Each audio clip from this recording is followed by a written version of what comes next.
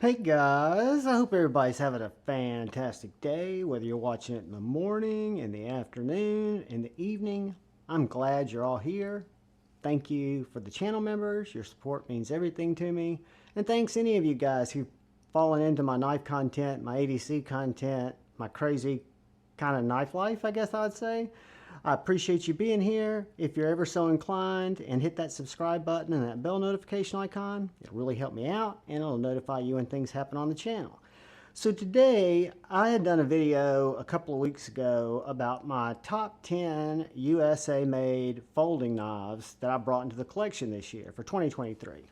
And it was nothing objective. It was totally how I felt about knives that I had procured, this year. And I've had several things change in that list, so I just wanted to update it real quickly. I'll try to make this not a super long video. But number 10 is my latest acquisition, which is this TRM Nerd. It was on the list last time, if I'm not mistaken.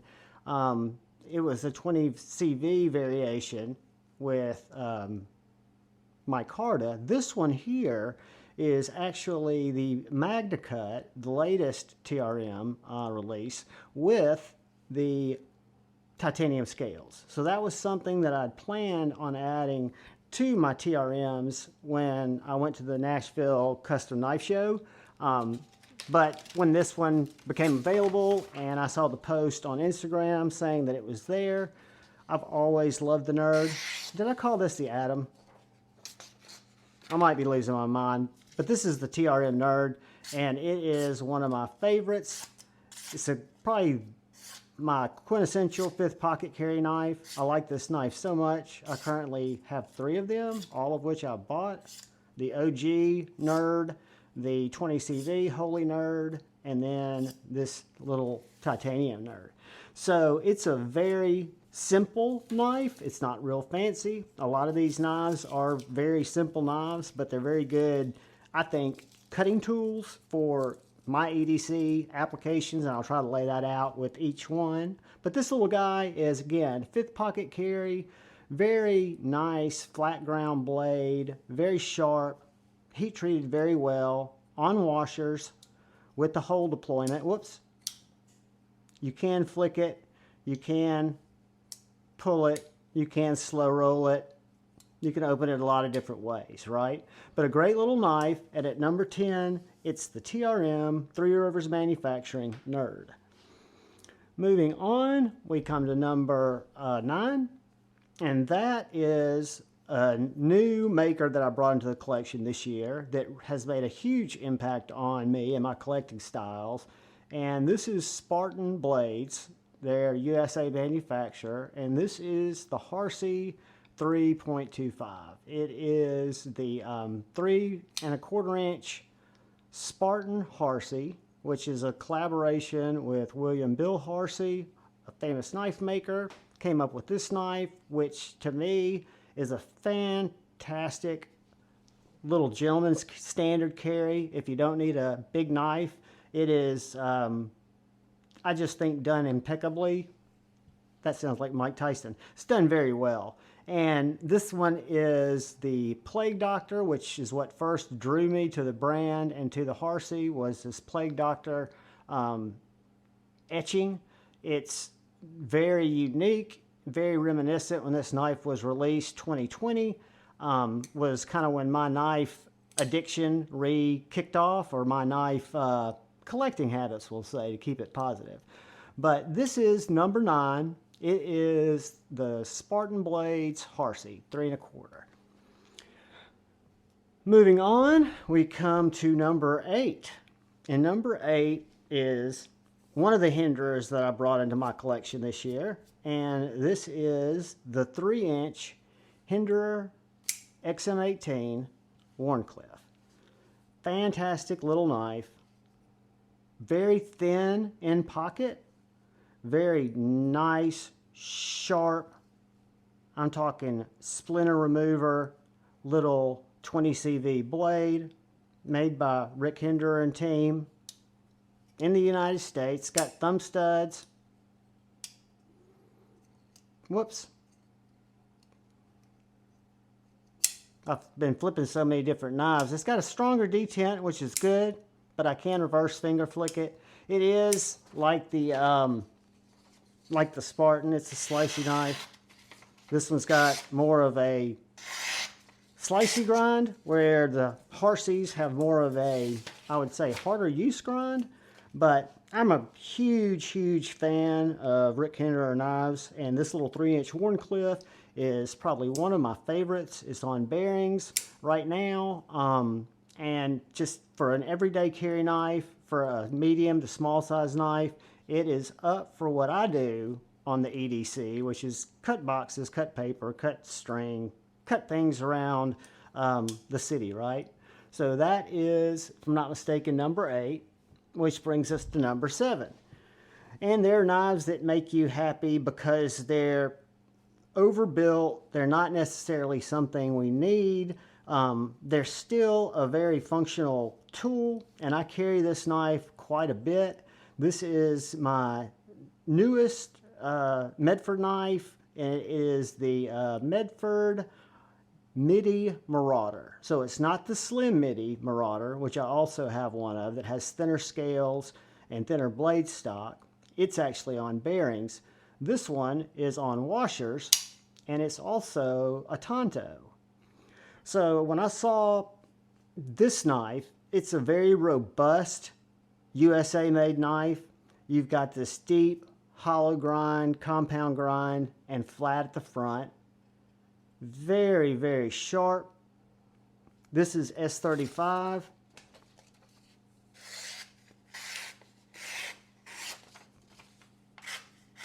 Again, it's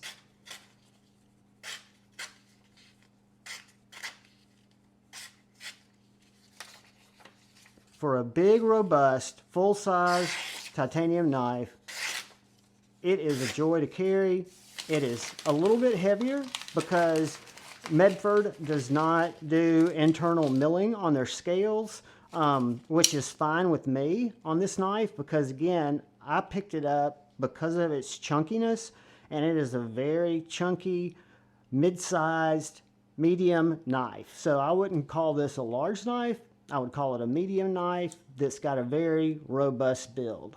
Just for comparison, that's the Cold Steel 4MAX. Next to it, blade stocks right around the same as the 4MAX. And that is the Medford Marauder, and it is coming in at number 7, I think, which brings us to number 6. Number 6 is a fantastic knife.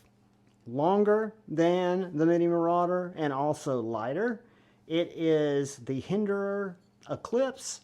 It is the full-size Eklipse. It is the Flipper Delete. I don't know if you can see the tri-way pivot system logo there that's usually on the tab. This is the Flipper Delete model, and this is one that I kind of upgraded a little bit, where I picked up the Battle Blue hardware kit and the Stonewash Bronze show-side titanium scale to match the back scale. And this knife, guys, is tactical. It's not something that I use that much because it is a full-size knife, but it's a knife that I can absolutely appreciate and love. It is in CPM 20 CV. It is built like a tank. I've taken this knife apart several times to swap out the hardware, to swap out the scales, and its simplicity and form are just really well done. You've got some internal milling on the scales here to reduce the weight some. You've got fantastic lockup, fantastic lock geometry, and it's just a great knife. Now again, it is a more tactical knife. Its intention is not to be a super slicer, but it's still, for what it is, very able to cut, right? It's also got, you know, piercing power, a really thick reinforced tip, just glassy action. One of the things that's impressed me about Hinderer knives and this particular Eklipse is its action. It is, whoops, Almost got my thumb there. But it is nothing but a faller. Perfectly centered. Very, you know, full size. I'd say it's a full size knife. And I'm really tickled to death with it. Love it. That's number 6. That is the Hinderer Eclipse. Moving on, we come to another newer knife that came into my collection that I love. Number 5, it was up a lot higher in the list, as were a lot of these knives. But this is the Microtech Stitch. And this is going to be up there with knives that get my overall attention for the year. When the Stitch and the MSI first came out, I was intrigued, but I reviewed a buddy's MSI, and the action, it didn't feel premium, I guess I would say, or really premium. This knife became available, I think, on DLTs where I found it, and it was listed as a G10 model. It's not a G10 model, and I'm not upset about that, and the price point isn't that different, but this is actually the aluminum Microtech Stitch with the Ram-Lok. You've got this really nice milled scales, aluminum.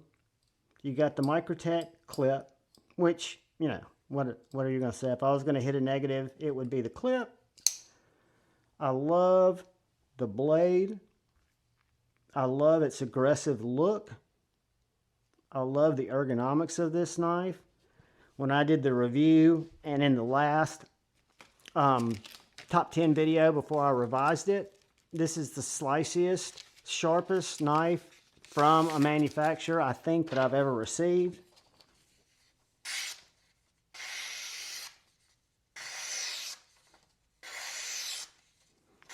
I'm just kind of in a hypnotic trance because it sounds so good, and it's so slicey, guys. And it's a, you know, it's a tactical,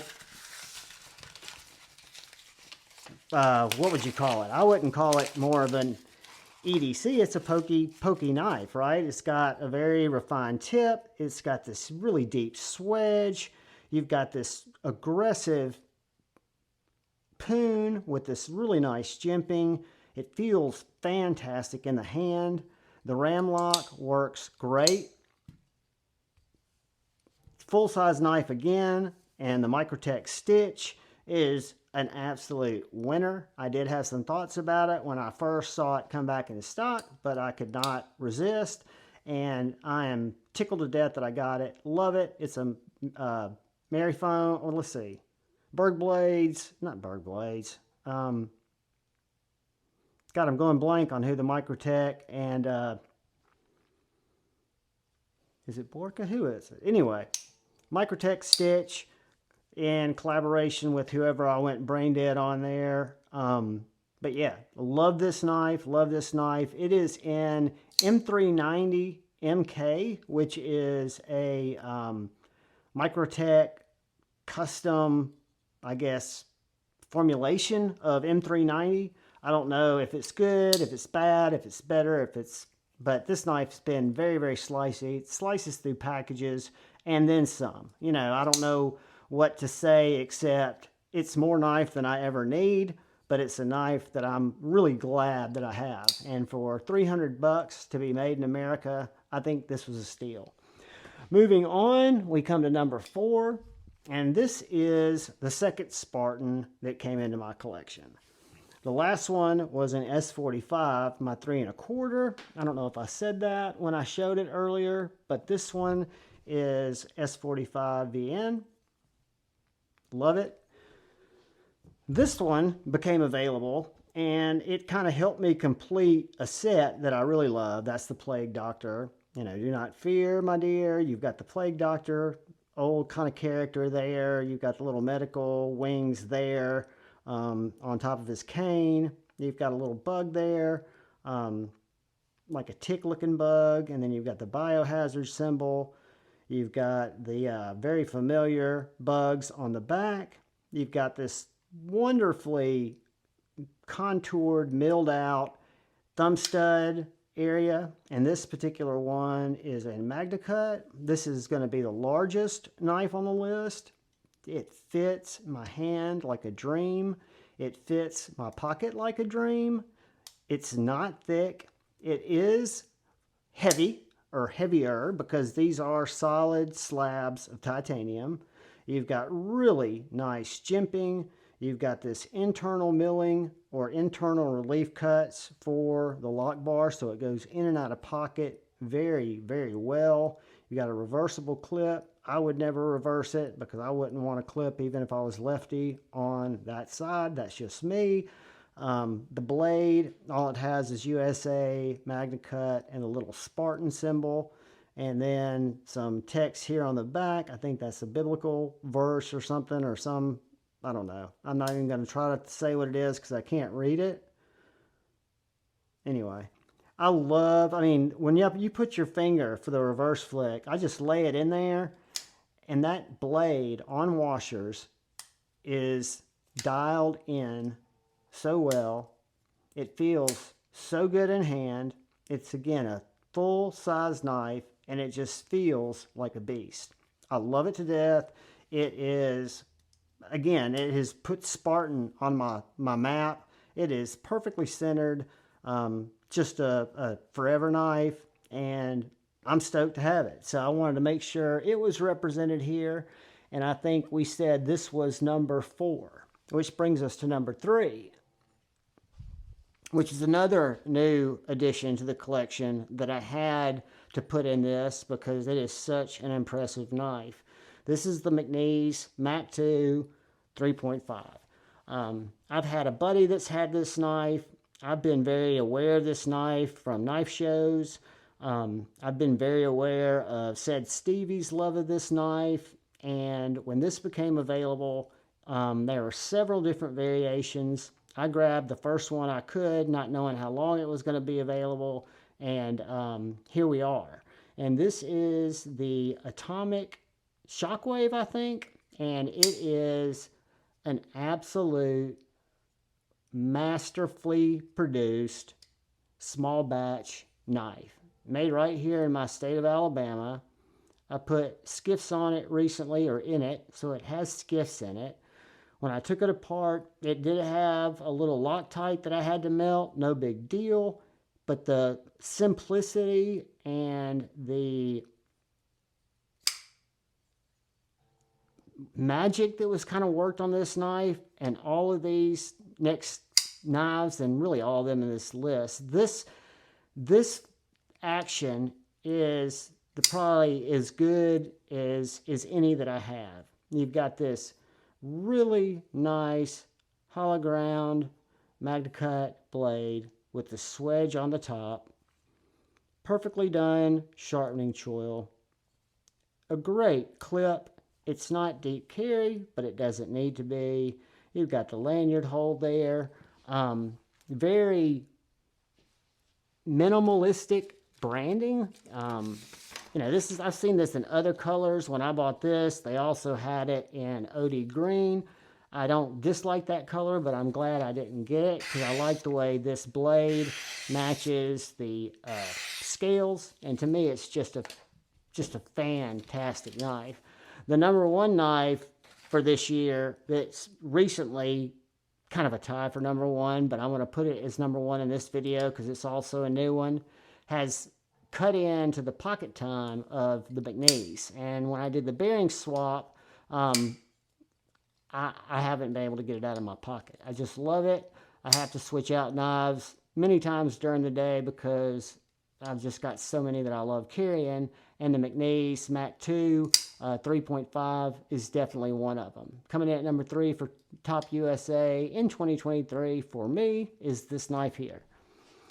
Which brings us to number 2. And I struggled with this one because this is my number 1 in the original video. It still is fascinating and artistic and is well tuned and is well done in any knife that I've ever handled. So I'm blessed to have it. It's an M390 Hollow Ground, Knife Works with Jason Knight designed the blade in collaboration with Michael Zieba, who designed the handles. And this is the S5, guys, and it's the Odin design, which is the artwork that is etched there on the show side and the lock side. The clip is a titanium clip, Till Valhalla, with some weird script there. I don't know if you can see that, but you've got some script there in the where the back spacer is, on the back of the back spacer. I don't know if you guys can see that. Let's see if I can get it on camera. There it is. I think that's just an amazing detail, as is the back spacer, which are these bronze skulls. The knife is put together like an absolute tank. Very simple because it's a tactical knife. It's basically milled out slabs of titanium, this nice back spacer. You've got the stop pin, must be internal. Nope, it's right here. So you've got your stop pin right here. You might have more internally, but yeah, this was number one. I just don't carry it as much as my new number one, because it's not come out of my pocket since I brought it in. But the number two knife that I've gotten this year, thanks to a great buddy, Brother Dark Gravity, made it available to me, is the Michael Zeba S5. So, moving on to number one. The new knife that you guys have seen, if you've been on the lives or you watched my video, is this SPK Gen 3 Lamia. This is the Friday the 13th drop in crew wear. This is my first SPK knife. This is my first Lamia. I would not have even had this knife on my serious radar had I not had the privilege of staying with brother Ethan Ruins over in Atlanta at Blade Show, thanks to the kindness of Simplify EDC, who gave us a place to stay. And Ethan had Lamia, an older variation. Maybe it was a Gen 3. I'm not sure. I think his was on washers. I'm not sure if this is on washers, but I know that it will take bearings. All I know is it's the smoothest, thinnest, most comfortable knife, or as comfortable, as ergonomic to me, as just elegant as any knife I've handled. It is the crew wear version, tall, flat ground blade that's done very well with CNC's help. I don't know if you can see those mill lines in the blade, but I find it just fascinating. I love the milled diagonal pattern on the show side scale, as well as the lock side scale.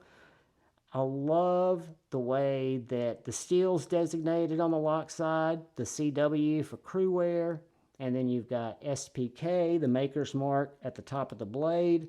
When you deploy this knife, both of those markings disappear into the handle. I think it's just well thought out. The lock geometry and the lockup on this knife is top notch. It is just simplistic perfection as far as I'm concerned. I mean, again, I don't own a Rosie. I don't own a CRK. I don't own a lot of the knives that people like a Koenig I've handled, reviewed a Koenig. I've handled a Rosie. The way this knife makes me feel is just, it stays in my pocket, guys. I have to carry a lot of different knives because I'm having to check them out. This knife is either, it's probably right now number 2 in my collection behind the Liang Mafield EDC. Just because that knife, This is right up there with it. Again, this is probably one of the more premier knives or premium knives that I own, but it was a little bit outside of what I run in terms of on the high end, but to be a small batch knife that I was able to come up against in the secondary market on NAF sale, I absolutely love it. And it's my number one USA made knife in my collection and that I brought into the collection in 2023. Guys, I appreciate you sitting through as much of this as you were able to. I appreciate you checking out the content. I hope you find it somehow entertaining, informative, eye-opening. I don't know. I'm glad you're here.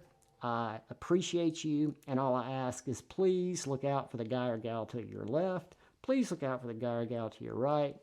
Please look out for each other. Go forward with love in your heart. Choose debate, not hate. I love you all. Peace.